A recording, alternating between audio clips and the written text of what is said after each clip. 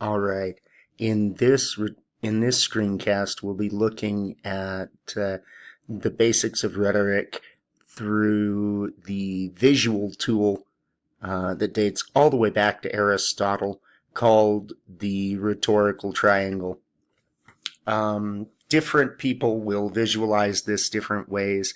Sometimes you'll see the triangle, the flat side, the base down, and occasionally the corners are relabeled, and not every picture includes signal in the middle. Mine is an adaptation of the labeling used by James Knievy, who was a professor at the University of Texas. Okay, the rhetorical triangle dates all the way back, as I said, to the Greek philosopher Aristotle, who taught rhetoric, among many other things, and he uses it to visualize the components of any given communication situation. Now, as was written in the reading, What is Rhetoric? We are looking at rhetoric at the moment as the art of effective communication. And so, the rhetorical triangle visualizes the elements necessary to be considered for any effective communication. We start with the encoder, which is James Knievy's word title for the speaker or writer, the person that is originating the communication. We then move, you have to have a decoder, a reader or audience, in order for communication to take place. Now, it is possible with very personal writing or writing that is never shared that this audience doesn't actually physically exist. They don't have to. But it is necessary that the writer or speaker be addressing someone, even if it's their own imagined image of themselves. Finally, you have the reality or the subject, the aspect of the world or life, whether concrete or abstract, that is being addressed in the communication. And these three pieces together make up the signal or the message that is being sent. Now, Aristotle talked about rhetoric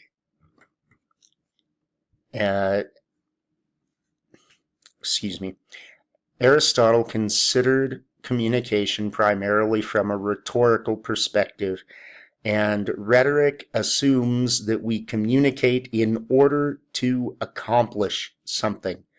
And so inherent to any discussion of communication through a rhetorical lens are the three basic appeals used by a rhetorician, or unintentionally by an encoder as they seek to address a decoder about some aspect of reality.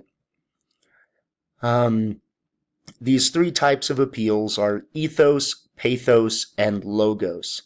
They are often discussed in terms of one, ethical or moral appeals, which needs some clarification, more on that in a minute. Two,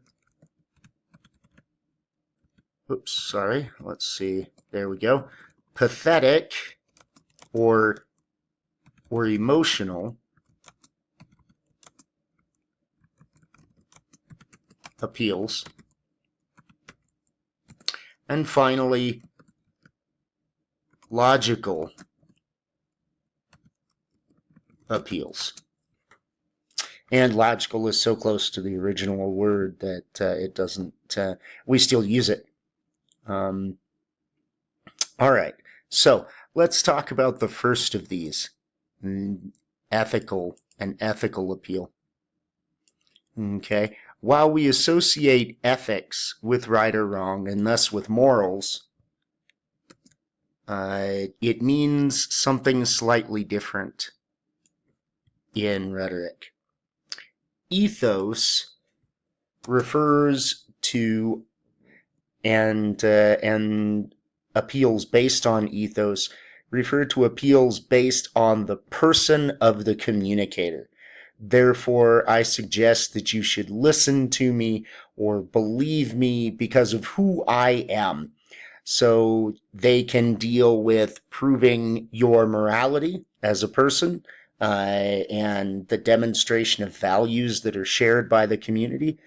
It can it can be reference to one's qualifications, professional qualifications, and experience that are reasons that they should be listened to. It can be the quality and professionalism of the work and presentation itself. All of these build ethos, or in a slightly, it's not quite right, but I'm going to use it, or the credibility of the speaker.